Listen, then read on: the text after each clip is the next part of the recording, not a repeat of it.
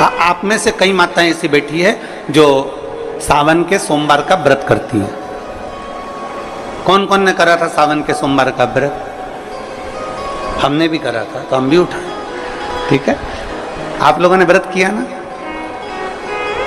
अब आप में से और हम में से कई माता बहन भाई ऐसे होंगे जो व्रत करे होंगे, तो उन्होंने एक टाइम फलार किया होगा, एक टाइम जम के बोलो भोजन किया होगा। आप में से कई लोग ऐसे होंगे जिन्होंने एक टाइम फलार करा तो दूसरे समय पर भी फलार किया होगा। आप में से कुछ लोग ऐसे होंगे जो एक टाइम केवल फलाहार करे होंगे, दूसरे समय कुछ भी नहीं लिया। बोलो बोलो, सही है कि गलत है? अब ईमानदारी से बोलना। आप में से कई लोग ऐसे होंगे जिन्होंने दिन भर कुछ भी नहीं खाया होगा, केवल एक गिलास दूध, एक फल और बाबा का प्रसाद लेकर और व्रत कर लिया। अब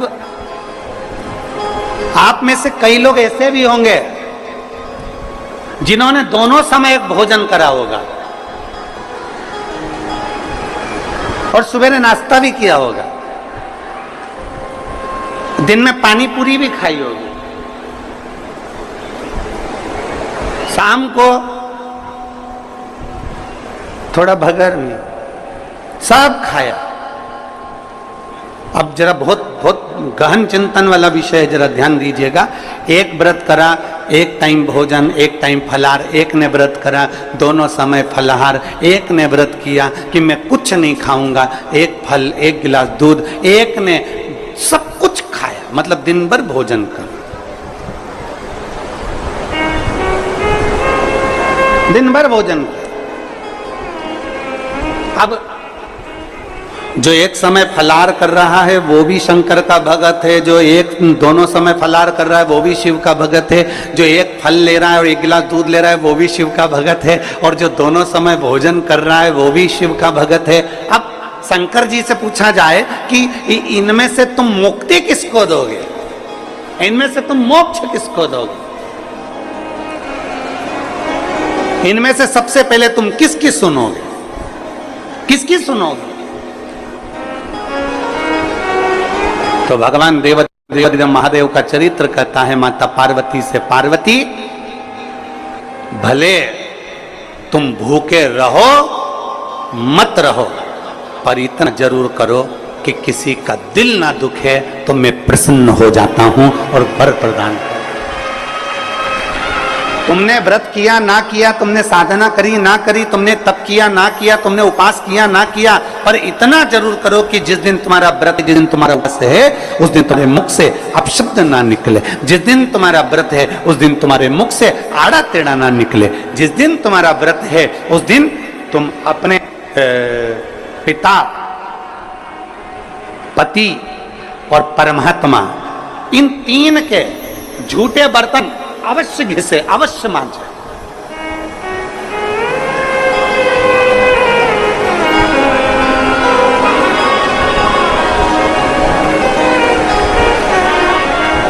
घर के सारे बर्तन, बर्तन मांजने वाली कोई आए वो मांजे, मना नहीं है, पर 3 बर्तन अपने को खुद मांजना चाहिए।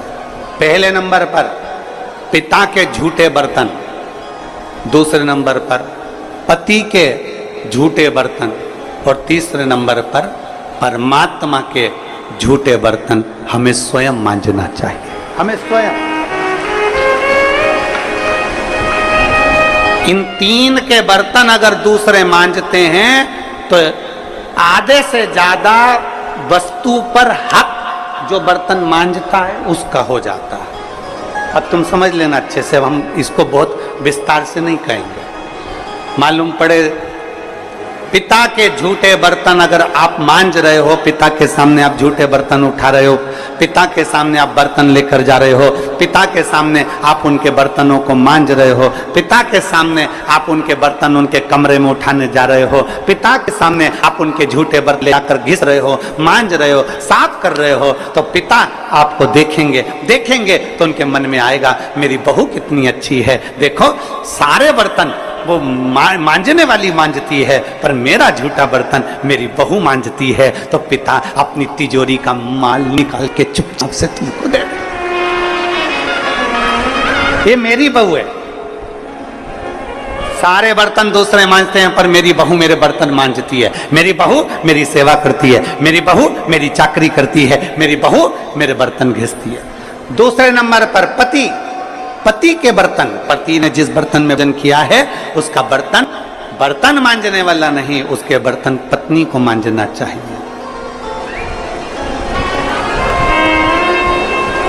और अगर पति के झूठे बर्तन कोई दूसरा मांजने लगता है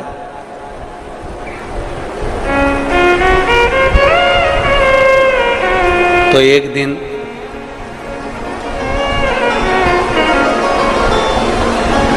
सेठानी नौकरानी और नौकरानी सेठानी हो जाती है। भरोसा नहीं, बहुत सावधानी, बहुत सावधानी।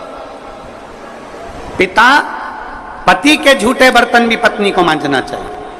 स्वामी के झूठे बर्तन मांजोगी, पति की दृष्टि में आएगा सारे घर के बर्तन दूसरे मांजते हो, पर मेरी पत्नी मेरे बर्तन मांजती है, पत्नी मेरे झूठे बर्तन उठाती है, मेरी पत्नी मेरे झूठे बर्तन संभालती है, मेरी पत्नी मेरे झूठे बर्तन उठाकर रखती है। मतलब उसकी दृष्टि में आपका भाव बढ़ता चले जाएगा। तो आपको जिस दिन तुम बोलो कि मुझे ये चाहिए, पति को याद आ जाएगा ये मेरी सेवा करती है, झूठे बर्तन तक संभालती है, तो तुरंत साड़ी भी दिलाएगा, करवा चौथ अंगूठी भी दिलाएगा, निश्चित। एक पिता, एक पति, और तीसरे नंबर पर बोलो, सब बोलो जम के जरा, परमात्मा। तुम्हारे घर में भगवान का मंदिर है, तुम्हारे घर में छोटा सा शिवालय है, तुम्हारे घर में छोटा सा देवालय है, तुम्हारे घर में छोटा सा मंदिर बना हुआ है। उस मंदिर में तुम भगवान की पूजन करती हो, पूजन करने के बाद भगवान को स्नान कराती हो, स्नान करा हुआ बर्तन रखा रहता है, लोटा रखा रहता है जल चढ़ाने वाला, भगवान के भोग लगाने की छोटी सी कटोरी होती है, भगवान को पानी पिलाने का छोटा सा लोटा होता है, कलश होता है, झारी जी होती है, या कोई गिलास होता है। भगवान का बर्तन, परमात्मा का बर्तन घर की स्त्री को, घर की नारी को स्वयं मांजना चाहिए, वो बर्तन मांजने वाले को नहीं देना चाहिए, क्योंकि परमात्मा ये देखता है कि ये मेरे बर्तन मांज रही है, मैं इसको भंडार भर देता हूं। पिता, सब लोग बोलेंगे कौन कौन के बर्तन मांजना चाहिए, जम के बोलो, पिता, पति और परमात्मा। इन तीन के बर्तन, इन तीन के झूठे बर्तन, इन तीन के झूठे पात्र का घिसना, झूठे बर्तन को मांजना श्रेष्ठ। पिता, पति और परमात्मा।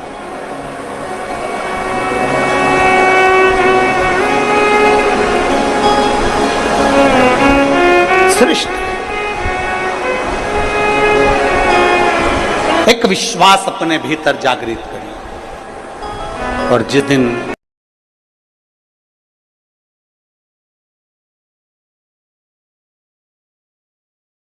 कोई सा भी व्रत, आपका सोमवार का व्रत है, आपका शिव जी का अगर कोई व्रत कर रहे हो, तो उस दिन आप भगवान शंकर को चढ़ाने के लिए बेलपत्र मत तोड़ो, एक दिन पहले तोड़ो। क्यों कहा गया? हमारे शास्त्र क्यों कहते हैं कि पशुपतिनाथ का व्रत कर रहे हो तो बेलपत्र को एक दिन पहले तोड़ना, सोमवार का व्रत कर रहे हो तो बेलपत्र को एक दिन पहले तोड़ना, प्रदोष का व्रत कर रहे हो तो एक दिन पहले बेलपत्र को तोड़ना। एक दिन पहले उस बेलपत्र को क्यों तोड़ा जाता है? जिस दिन हमारा व्रत रहता है उस दिन हम बेलपत्र क्यों नहीं तोड़ सकते? तो हमारा शास्त्र कहता है, शिव महापुराण वर्णन करती है कि जिस बेलपत्र की पूजन आप साल भर में अगर एक दिन भी आपने बेलपत्र को जल चढ़ाया है, एक दिन भी बेलपत्र को नमन करा है, एक दिन भी बेलपत्र के वृक्ष को यदि तुमने पूजा है, साल भर में एक दिन भी आपने अगर बेलपत्र की आराधना करी है, तो आप जब जब सोमवार का व्रत रखती हो, प्रदोष का व्रत रखते हो, आप जब जब शिवरात्रि का व्रत रखते हो, आप जब संकट सोमवार का व्रत रखते हो, पशुपति व्रत रखते हो, तो तुम्हारे उस व्रत को सफल बनाने के लिए बेलपत्र का वृक्ष भी तुम्हारे लिए व्रत रखता है, जिससे तुम्हें उस फल की प्राप्ति।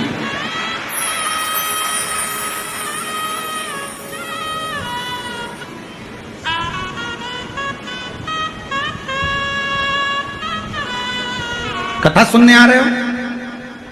घर के बाहर बेलपत्र का पेड़ है, कथा श्रवण करने जा रही हूं, बेलपत्र का वृक्ष है। नहीं, आपको अगर कथा सुनने जा रहे हो तो बेलपत्र अगर चढ़ाना है तो एक दिन पहले आप बेलपत्र को उतारो।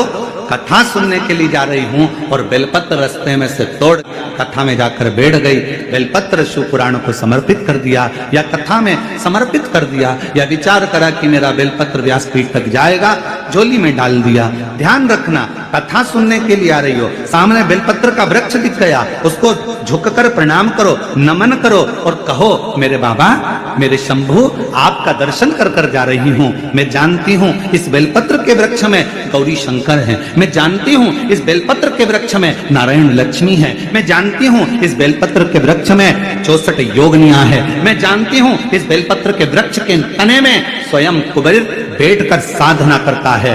इस बेलपत्र के वृक्ष को मैं नमन करती हूं। बाबा, आपसे प्रार्थना करती हूं कि मैं कथा सुनने के लिए जा रही हूं, जब मैं कथा सुनकर वापिस आऊं ना, हे बेलपत्र महारानी, हे बेलपत्र के वृक्ष, हे शंकर, ऐसी कृपा करना कि मेरी खाली झोली को भंडार से भर देना, उसको नमन करना। और हम क्या करते हैं, कथा सुनने जा रहे हैं तो बेलपत्र का वृक्ष अपने आंगन में है या बेलपत्र का वृक्ष रास्ते में पड़ गया, 4-6 बेलपत्र तोड़ लिए, कथा में जाकर बैठ गए, कथा सुन ली, बाद में बेलपत्र समर्पित कर, ना ना ना ना, आते समय बेलपत्र को नमन करते हुए,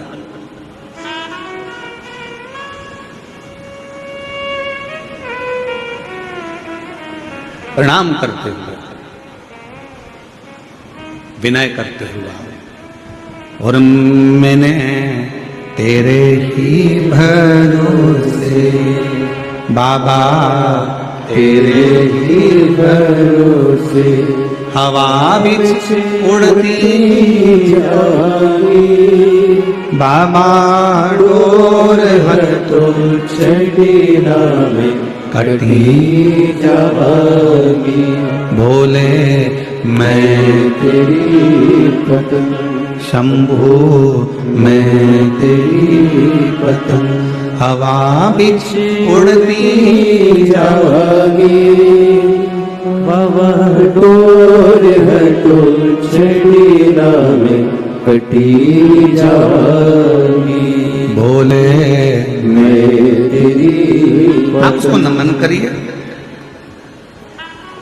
कई लोग कहते हैं गुरुजी हमने पशुपतिनाथ का व्रत किया, हमने 16 सोमवार करे, हमने सोमवार का व्रत करा, हमने प्रदोष करी, हमने बाबा की सोमवारी का व्रत करा, मेरा बाबा मेरा सुनता क्यों नहीं है? हम गलती कर दिए, हम जिस दिन हमारा व्रत था उस दिन हमने बेलपत्र को तोड़ लिया, उतार लिया, हम भूल गए।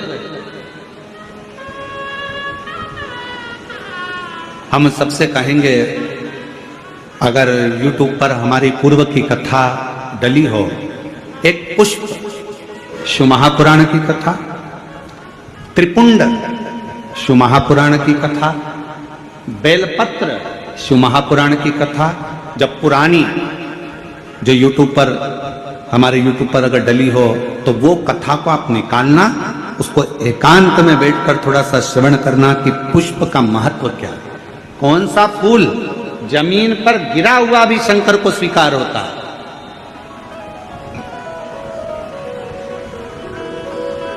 कौन सा पुष्प शिव को किस स्थान पर चढ़ाया जाए, क्यों सोमवार, अष्टमी और ये अन्य जितनी तिथियां होती हैं, अमावस्या, पूर्णिमा, प्रदोष, चतुर्दशी, त्रयोदशी, ऐसा वर्णन उसमें आता है कि इन दिन बेलपत्र को नहीं तोड़ा जाता। अष्टमी, नवमी, ये तिथियां हैं, क्यों नहीं तोड़ा? इसलिए क्या कारण है कि इन तिथियों पर बेलपत्र को नहीं तोड़ा जाता? तो कहा जब हम रोज बेलपत्र को जल चढ़ाते हैं, शंकर की आराधना करते हैं, तो बेलपत्र के वृक्ष के नीचे बैठकर देवता भी हमारे कल्याण की कामना करते हैं।